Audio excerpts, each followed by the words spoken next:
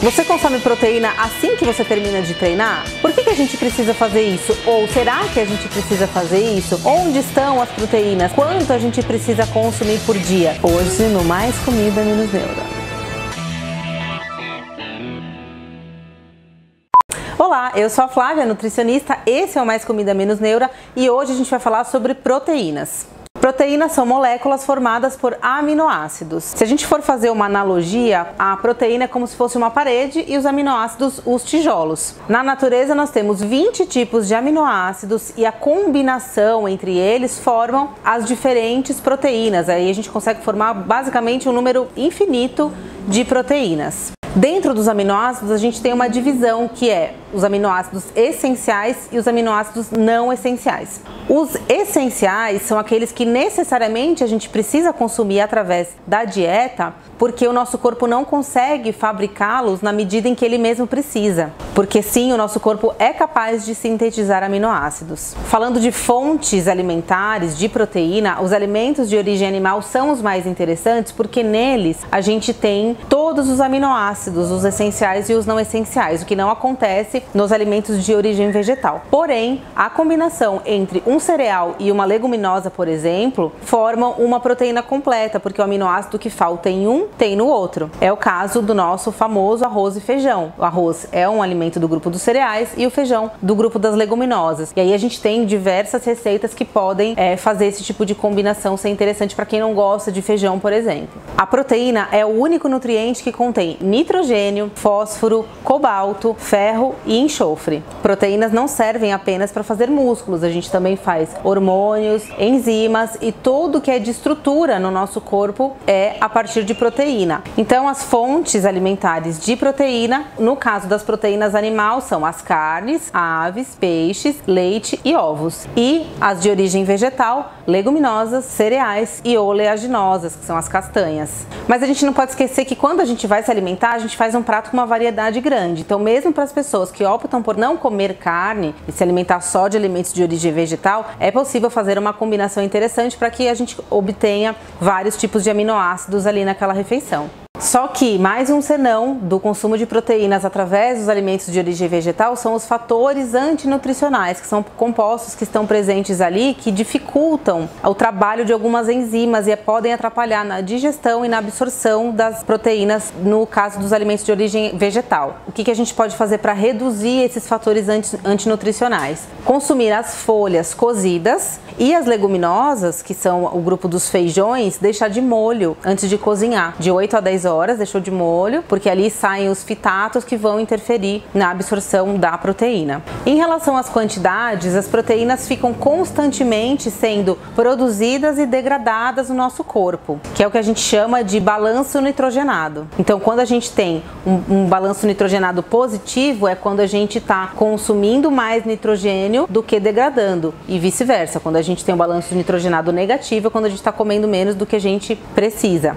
E aí eu abri a caixinha lá do Instagram essa semana e perguntei quem que precisa de mais proteína, se é o indivíduo sedentário, se é o indivíduo que está iniciando nos treinos ou se é o indivíduo treinado. A grande maioria errou, respondendo que eram os sedentários ou os indivíduos treinados. Bom, o que é o nosso metabolismo? O metabolismo é um conjunto de reações. Dentro delas a gente tem o catabolismo e o anabolismo. O anabolismo é a construção de uma molécula a partir de alguns compostos. O catabolismo é a degradação das moléculas para formar um composto que vai ser utilizado em uma determinada reação. Então, catabolismo e anabolismo não tem a ver só com construção de massa muscular, tem a ver com toda a nossa construção de proteína, que eu já falei que tem várias funções aí no corpo. Então, o indivíduo sedentário, ele tá com essa construção e essa degradação relativamente equilibrada. O indivíduo treinado também está com essa relação catabolismo e anabolismo equilibrada. O indivíduo que acabou de começar a treinar, ele tem uma tendência a ter o maior catabolismo. Então, a necessidade proteica dele está aumentada naquele momento.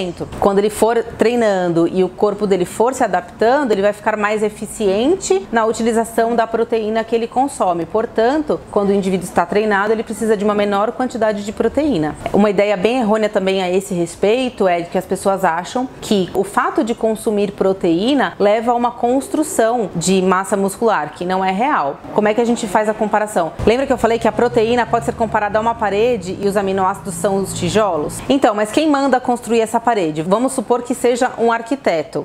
Se o arquiteto falar, não faz parede com esses tijolos, pode ser feito o quê? Pode ser feito uma escultura, pode ser feito um vaso, pode ser feito qualquer coisa. No nosso corpo, como é que funciona? Proteína, parede, tijolos, aminoácidos. Arquiteto é o nosso DNA. Então, se o seu DNA falar para você, falar para aquela proteína, para aquele pool de aminoácidos que precisa ser construído uma célula da pele, você não vai fazer músculo. Se ele falar, eu preciso de uma proteína transportadora, porque, por exemplo, no sangue, a gordura não pode ficar livre, no sangue contém água. Água e gordura não se misturam. Então, para uma gordura, um colesterol, por exemplo, ser transportado pela corrente sanguínea, ele vai ter que estar ligado a uma proteína transportadora para poder ser transportado, chegar no seu lugar de destino.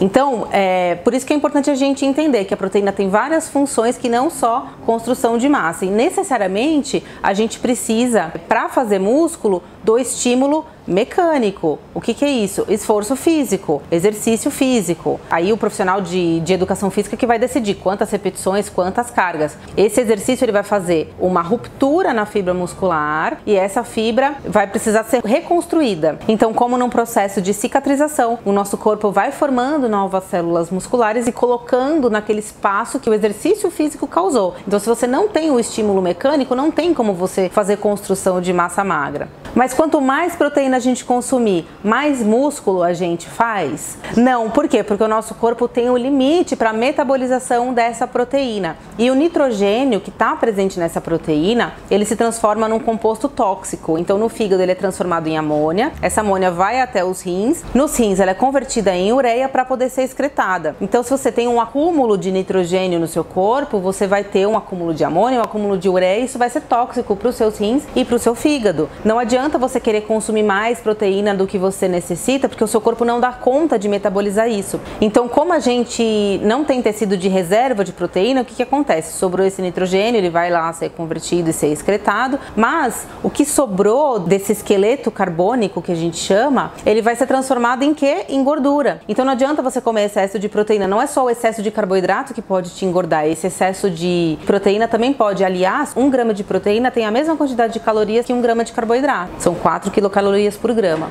Então não adianta, comer o excesso de proteína vai ser tóxico para os seus rins e para o seu fígado e você vai armazenar gordura também. E em que momentos a gente precisa consumir essa proteína? Ela precisa ser consumida fracionada ao longo do dia, justamente porque a gente tem essa limitação do corpo em metabolizar essa proteína, esse consumo precisa ser fracionado ao longo do dia, ali entre 3 e 6 refeições. Depende muito do objetivo, do estilo de vida da pessoa, enfim, como sempre, de muitos fatores individualizados. E depois do treino, o que acontece? Depois do treino é um excelente momento para você fazer uma refeição completa. E aí o que você faz? Você compra um whey protein isolado e toma.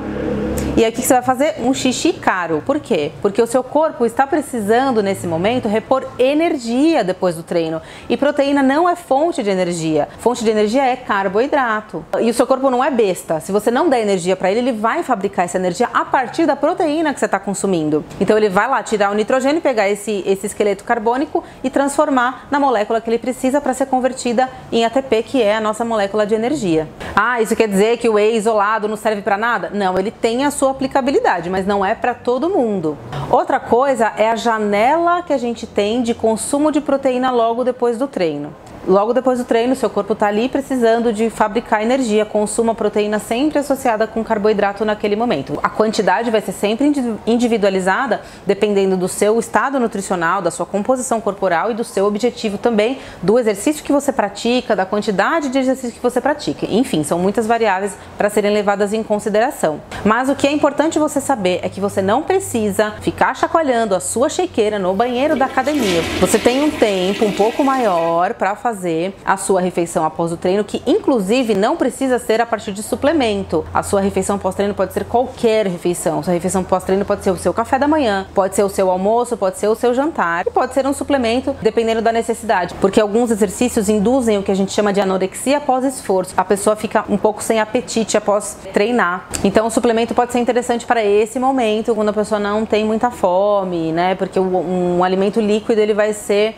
melhor aceito pelo indivíduo. Aliás, A insulina que é liberada quando você consome um alimento fonte de carboidrato junto com essa proteína previne a degradação, porque a insulina é um hormônio anabólico. Então ela previne aquela degradação que é justamente o que você não quer quando você treina. E o colágeno, que é uma proteína presente na pele, que muitas mulheres tomam suplemento de colágeno e acham que melhora a questão da flacidez. O que acontece? A mesma coisa que eu já expliquei lá atrás. Colágeno é uma proteína. Então a gente não absorve proteína, a gente absorve aminoácido. Se o arquiteto do teu corpo não mandar você fazer célula para pele, não vai fazer. Ele vai pegar aquele aminoácido e fazer qualquer outra coisa que ele bem entender. Célula do cabelo, proteína transportadora, hormônio, enzima, célula muscular. Então, essa questão de tomar suplemento de colágeno para fazer bem para a pele é bem controversa. O que é legal de fazer? Vitamina C de uso tópico. Por quê? Porque a vitamina C participa da formação do colágeno. Então, as células da pele são feitas de colágeno. Quando você coloca uma vitamina C, você favorece a formação dessa proteína. Agora eu quero trazer para vocês da onde surgiu esse mito de que o consumo excessivo de proteína é favorável para a força muscular. Essa ideia surgiu no final do século XIX por um químico chamado Justus von Liebig, que viveu entre os anos de 1803 e 1873. Ele declarava que a força muscular era dependente exclusivamente das proteínas.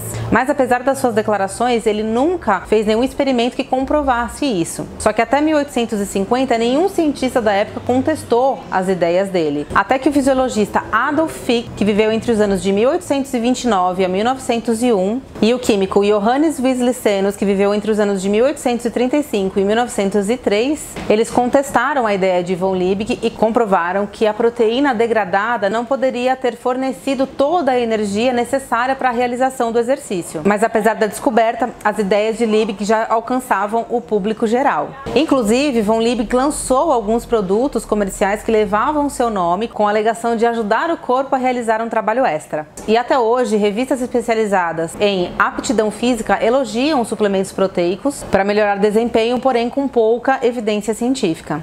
Então, para finalizar, para a gente aproveitar melhor as proteínas, a gente precisa da oferta adequada de todos os macronutrientes para que as proteínas sejam destinadas às suas funções e não desviadas para a função de energia. Então é isso, se você gostou desse vídeo, deixa seu like, comenta o que você achou e compartilha com quem você acha que pode se beneficiar desse tipo de conteúdo. A gente se vê no próximo. Um beijo! Aminoácido limitante em um... Falando de fonte, como que fala o começo? Eu esqueci como começa. Eu tô com fome, é por isso. A cara dele de desprezo. Mas pra quê? Olha que coisa mais bonita.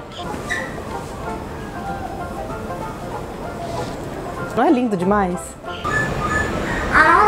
Espera um minuto! Essa parte você pode colocar para depois. Dentro dos aminoácidos, a gente... Valentino Rossi! forma uma proteína completa.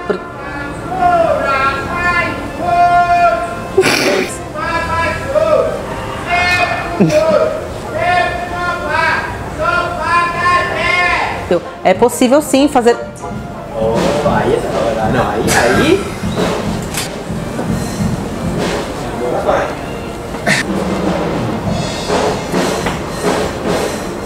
Agora...